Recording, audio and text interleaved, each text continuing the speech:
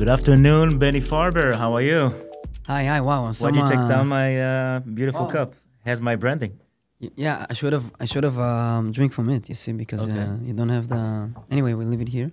I hope you see. Podcaststudio.miami. Miami. Yeah, amazing place. Look what a facility here. You love it. Amazing. Awesome. So what's your experience so far with Miami? Wow, Shy. What a question. I'm here in Miami for more than 2 weeks already. I think 2 weeks and a half. So many experiences, so many people that I met here. We've been together at the Israeli Tech Week. It was an amazing week. So many people that I met, so many connections, so many events. It was so fun. And then after the Tech Week, it's like you all the energy is like went down, and everybody left. And I wanted to stay because I wanted to feel real Miami, like the routine life of Miami. And then I moved to South Beach, and until now I'm there more than a week already, week and a half, and it's amazing. I mean, I'm really trying to live my routine life as I live in Israel, in Tel Aviv, but I just can't. I mean, so many experiences, so many people, so many nightlife, and I'm here for vacation also, so I'm also having fun.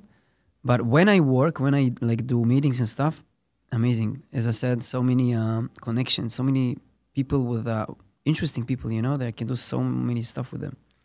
People's impression of Miami is that nobody works here, really. So what's your take on the local Miamians that moved down here? The people I was together with in the last 2 weeks, really not working. I mean, this is the real impression. No, I mean, everybody's working, but it feels like they just going out all the time. But maybe, as I said, because I'm in like a vacation mode, traveling mode, so I go to the beach and I see people that are in the beach. So I go to the, to see sunset, and I see people doing acro yoga on the sunset. It doesn't mean they don't work, I think, but this is the environment that I'm living in right now here. So I believe that people work in Miami, but not like in Israel, I think. So let's talk AI. What do you think the future's look like in Miami with the Miami platform? What do you think? So where are we heading with this? Actually, my first impression from Miami businesses, I was really surprised because I thought I'm gonna come to the US, the biggest country in tech and all this stuff. And then I realized that all the businesses here, they're not so taking forward all the AI stuff. It's even less than I thought. It's even doesn't happen here. And I come from Israel. And in Israel, it's the opposite. Everybody's so eager about AI. Oh my God, let's learn, let's understand something about AI. Maybe also because this is my ecosystem that I live in Israel. Right. But here, also in Israeli Tech Week, there's tech people, and they came to do tech stuff and to know to hear about tech. I don't want to say they have no clue, but they're really behind. Give me an example. If I compare to them. What shocked you? You talk to people here, obviously. What did you realize? There's something in common for most people here in America. I talk to people, and the knowledge and the fact how they treat or how they know or don't know ChatGPT and all other kinds of tools, it just amazed me because in Israel everybody knows what ChatGPT is. At least they tried. Mm-hmm. At least they tried to work with it. Maybe they succeeded, maybe they not, but they tried. They heard about it. And here, everybody was so new to them. I was doing my lecture here in English, the first one in English. It was amazing. And how people react to it was really surprising because for me, it was really basic lecture. I mean, it does really interesting, and you talk about new stuff. I mean, I want to to teach people new stuff, but for them it was mind blowing. And of course, it's fun for me to mind blow people away. But in Israel, it's different. In Israel, they already touched, they already felt the AI, and here it's something that I didn't feel. Maybe I'm wrong, but this is my experience. experience. Is there one opportunity that you think that Miami, for the next few weeks, next few months, that people really need to adopt in AI? Yeah. What people need to do? I mean, Yeah, I'm running a business here of a podcast studio. yeah, as we can see, amazing studio. How can we make it better? Okay, first of all, the first thing you can do, and whoever is listening to us, is the most basic thing. Just sit in front of the computer and open ChatGPT and start talking with them. Start there. I mean, at least get to know what's everybody talking about. What is this exactly, this tool? So many features, so many new features that always, there's always something new to learn in this tool. And the only best way to do it is just to sit and try it and play with it. And afterwards, if you really want to implement AI and take it to the next step in order to be more efficient, not in order because AI it's fun. Right. Okay, and let's not forget that AI, it's here to make us more efficient with our job, with our lives, with whatever. It's really fun to do some pictures or songs with Suna or something with your children, but it's fun. We're not here for fun. If we're talking about business, AI it's here for make us more efficient. So in order to do that, after you played a little bit and saw ChatGPT, maybe Gemini, Claude, tons of chatbots like this, you can do a list of what actions you do in your business, like all actions you do. I'm getting inside the office at 7 a.m. I'm opening up the studio. I'm talking with customers to bring them here to record, whatever. Right. All the things you do. After you see this list in front of your eyes, we can understand what exactly we can make more efficient with some AI tools. Not everything we can do yet, but after we see this list, we can understand what exactly from the actions we need to make more efficient. Not all of those actions we need actually. I mean, people trying to implement AI in places they don't need, and then they get frustrated why it's not working. No need to put AI in everything we do because, as we said, we want it to be more efficient, and sometimes AI won't make us efficient. It will make it worse. It will make it less efficient because we don't do it right or because we don't need. So after we see this list of actions that we did in the business, we can understand what exactly we can make more efficient. After we know, of course, some tools that we have so many tools that are doing so many stuff. So of course you need to also understand which tools that you have in the market, and in order to the way to do it is just like surround yourself with AI community that talks about AI, that uses AI tools, that somebody used some tool and then he's like, hey, I tried this tool. It's good, it's not good. I mean, he's giving his opinion about it. This is what I do. I live this environment of AI. Give me a real life example of a client you worked with and mind-blowing from point A to point B.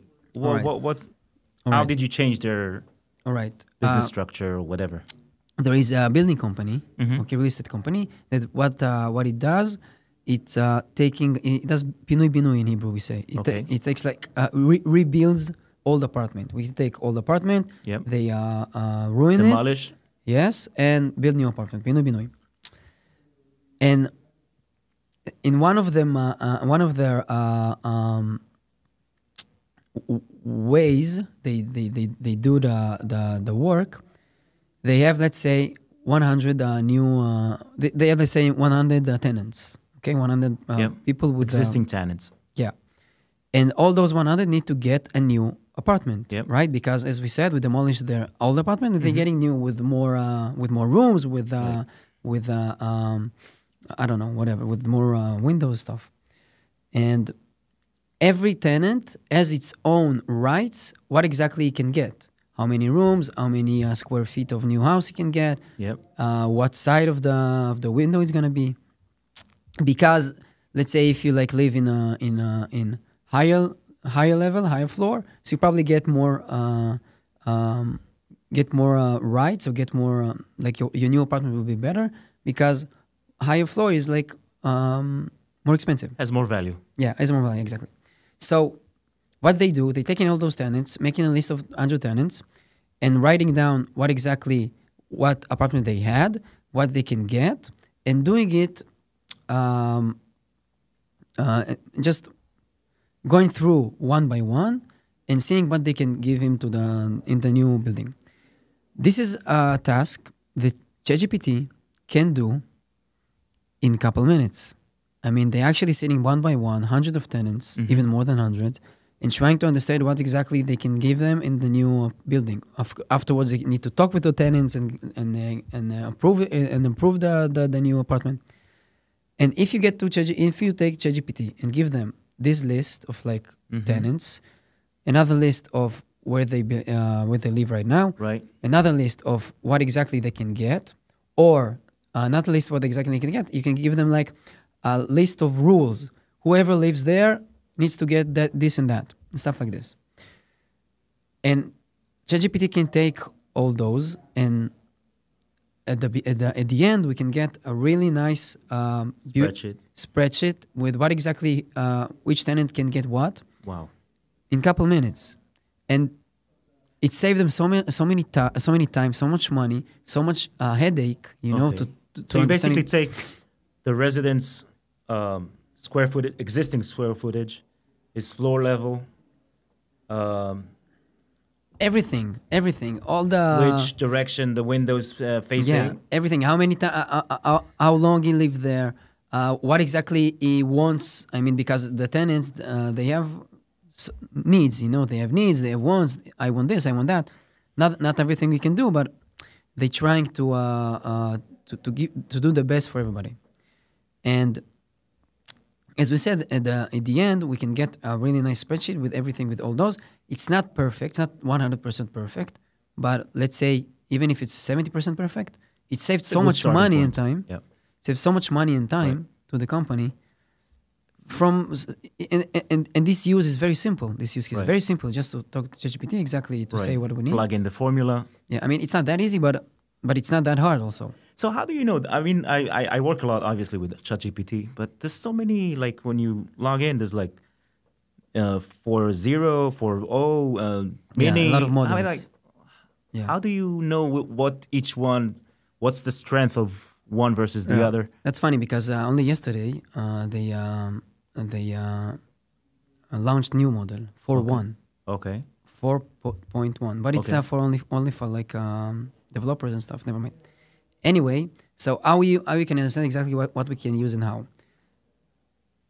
What's the mini? Let's start with the mini. What's the mini? Okay, first of all, it's important to understand that they're actually writing. I mean, you can choose what model and under every model you can see this model is the best for this and that.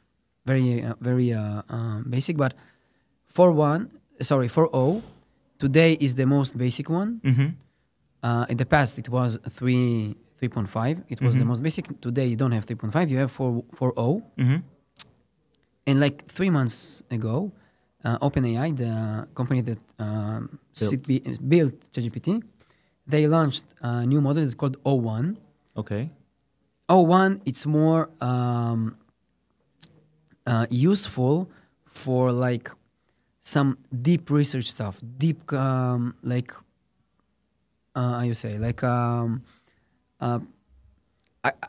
academic some works or stuff. If you want to write like academic article with like research in the internet or something, with mathematics, references, with mathematics riddles or something. So it's like really good in thinking, and you can actually see how he thinks. I mean, you can give him like a question or something, and you can see how he talk with himself. Yeah, the process. Yeah, the process, how he talk with itself, right? And thinks until you get the last the outcome. Yeah, the outcome, and it can take 10 minutes to get the outcome. Wow, it can get more even. Because I've seen there's a feature called deep research. In the current model.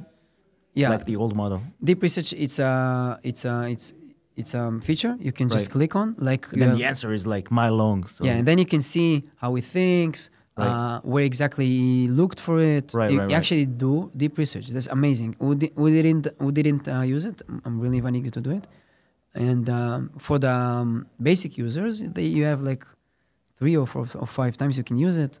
I mean, who doesn't pay for us? At the beginning, I remember ChatGPT was the free version was good up until like 2021.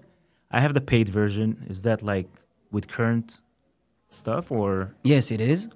But you also have another feature that's called search.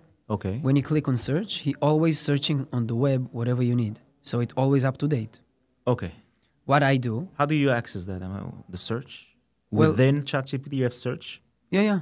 I can show you. Okay. I mean, you're just getting into the basic ChatGPT system, and you have like amazing. And you have like buttons you can click. Amazing. Right here. This is search. This is search and deep research. I got it. Got it. At the button. Yeah. Search. You can mirror it if you want. Yeah. Anyways, so we have O1, the model. Okay. And afterwards, like a month from that, they launched new model called O3. Okay. Why not O2? Because there is a German company that's called O2, and they just couldn't use the name. Use the name. Yeah, this is the story. So O3, and it's like O1, but just a lot smarter. And a couple of weeks ago, I saw an Israeli, really amazing guy. He called Dr. Roy Cezana from Tel Aviv University. He's like he's doctor of something. Yes. Yeah, he's the researcher. Smart guy. Yeah. Super smart. And he wrote a really long post. I follow him. He wrote a really long post how he used O3 and how it was the most amazing academic article with 10,000 words. Okay, with like all the, I don't know how academic articles should be, but all the little nuance and like how exactly he wrote and in very order for academic. And he was amazed. And he is a doctor by himself. Yeah. And he was amazed. He wrote in this post, it's the most amazing output that he saw from any AI model in whatsoever time. And he said like, this is a real game changer. And this is exactly the power of those models. This model is cost $200 per month. Yeah, 200. Wow. But you can use the mini one for like a couple uses. So if you're not academic person such as Roy Cezana, you probably don't need this. Right. But if you do, you have to try it.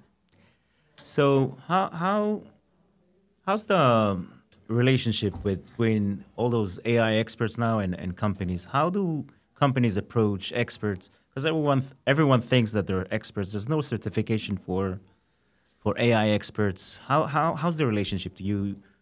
You're like per a retainer or per project basis.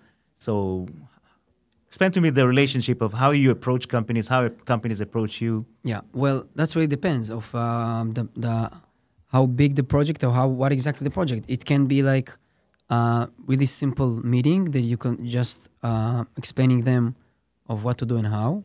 It can be a couple of meetings. It can be like a lesson, It can be like to build something, like something inside the company, like a chatbot or something like inside chatbot for the company or something that the customers can use, that workers can use. You can build something. Mm-hmm. You can have like a retainer. You can like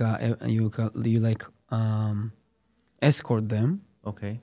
For like a couple of time. And how they exactly get me? Well, if you come to Israel once, you'll see that I'm very known there. I mean, that's the truth. I'm very known them because I own the largest AI community in Israel with more than 205,000 in Israel. Amazing. It's almost 5% of the all Israeli citizenship in Israel, and I have a podcast also by myself. It's called AI Pashut. It's the most known Hebrew podcast in AI industry in Israel. I do like tons of content. I do like so many content that helps people to understand AI in Hebrew though, and eventually they all get to know me. Right. And what I went through in the last 2 years, 2 years and a half, even less, it was amazing. I mean, it's something I I still digest, because when I started the community, it was on 6th of January 2023 when I opened the community. I never believed it's gonna be such an empire. This is what I feel, that I built empire in Israel, but it happens also because a lot of grit and not stopping. When I decided to write a newsletter every week that talks about all the AI news that went through in the last week, I promised myself that I will do it every Tuesday, no matter what. And here, 2 years after this, today I sent the 113th newsletter. Wow. That's so much. I actually sat more than 100 times and read and write to my audience that I owe him, okay, because he's following me, because he wants to learn from me. So today I have a duty. At the beginning, it wasn't like this. At the beginning, it was just writing for myself. But people saw it. People could relate to my content, and they saw how many it's really important to me, and they also saw the passion to the subject, and they can relate, and it got bigger and bigger. Same thing with the podcast. When I decided to do podcast, for me it's like forever. When you decide to do a podcast, you will upload episodes until you're 60 years old, forever. I don't know, and from that point, from March 23, more than 110 episodes already uploaded. Amazing. So you have a YouTube channel? I have a YouTube channel, yeah, and then also the podcast is there also. So if you want AI פשוט, you can see. Cool. It's in Hebrew. And when I came to Miami, so the head started to think. I really love Israel. I really love what I built there, but it's Israel. It's so small. Yep. And then you come into Miami, you come into Vegas, you come into LA. New York, I haven't been yet, but I probably will be, and also got blew away there. And you started to think, so many things you can do here. Endless opportunities, for real. A lot of people in my age, they coming from Israel here with no purpose, with like no goal, right? They do like a galot or something, they do like sales, marketing, and it's fine. Of course, it's okay. I wanted to do it also. When I was younger, I wanted to come to do sales here. You're very old right now. But they're in a different, they're in a different level of their life. And to come here from my status, from my place, it's really different, because I see it, because I have a lot of friends here that are doing the same things, and I have also a lot of friends that live here for 40 years. So it's really interesting to compare between the two. It's the same Israeli, yeah, but in a different life. And to come here to Miami without the eagerness to understand how exactly I do money, okay, or do money from something that you don't love, like, I don't know, sales. Today I hate sales. And to come in my status, it's all different place. This is what's really interesting here for me. And this is, this is what my head takes me. So I'm a lawyer by profession. I practiced law over 10 years. Is there anything a law practice could benefit from the amazing tools that you've experienced? First of all, have you helped before a legal practice? Did you have any experience? I helped, not officially, but first of all, there is an AI tool that's called Spellbook, as you hear, Spellbook. And it actually writes you, a contract. Okay. It can write you contract, some terms, I don't know, whatever. And in English, it does it perfect. You can tell him, listen, I'm side A in this contract. Upload a contract. I'm side A. What exactly I need to change or look for, and it does it perfectly. Okay. Spellbook. It's an app, or it's an AI tool. It's an AI tool within ChatGPT, or no? It's an AI tool. It's a standalone AI tool called Spellbook. I think it's Israeli. I'm not sure, but I know a lot of lawyers use it. Okay. A lawyer met me. I met it through a lawyer, and this is one thing you can do. spell book. And again, as we said before, just practice what use cases you can do with ChatGPT. I mean, you know the best what exactly you do in your job, right? And if you sit in ChatGPT and tell him, listen, I'm shy, I'm a lawyer, I'm do this and that. Right. Like, spill all your history. I mean, spill all your context you can about yourself. How many daughters you have, where do you live, how many money you make, what exactly you sell, everything. There is not too much information when you talk with AI tools. Okay, that's really important. Yep. And you can actually ask him, how can you help me? Let it to lead you. Right. Okay, and there's so many ways to talk with him and to like get exactly what he wants from us. This is a whole new thing called prompting, right? How you talk with the machine. This is a whole subject, but start from there. Not all of the people actually can understand. They can ask them what he can do for us. Right. And you probably see a lot of answers that are really generic, but it can give you like 1, 2, 3 not generic that you didn't thought about, and this has changed everything. Okay, another subject. I use CapCut. Are you familiar with that? I heard that CapCut is now within ChatGPT. Do you know exactly what's going on there? I haven't looked into it. I didn't hear about it, like specifically. Maybe you're talking about like video editing software. Maybe you're talking about some GPTs. Like I know that OpenAI integrated CapCut video editing inside. It's mind blowing. Interesting. I didn't hear. Maybe in Sora. Sora is the video model of OpenAI. I didn't hear about it, but it's something interesting to look. By the way, captions is also a really good AI tool. You know, familiar? Captions. Yeah. To do captions. Yeah. This is, I think, the AI tool that I use the most because I do a lot of content, video content. You just upload the video for like minute, 2, whatever. And it chops it for you. And it's not chops it. It just make you captions, automatic captions, exactly what you said. Yeah. And this is amazing. This changed my life. has this too. It hears the audio and... Yeah, they added it. Yeah. So this is changing my life. Not in Hebrew though. This is changing my life. I found out about captions 2 years ago. Yeah. And changed my life. I mean, you actually can like do subtitles in seconds. Right. Amazing. Yeah. Benny, thank you so much for coming. Wow, it was so fun to make a podcast in English in Miami. Your English is amazing. Thanks, I'm really trying. For a young gentleman. Awesome. See you around. Welcome to Miami. Yalla bye. Yalla bye.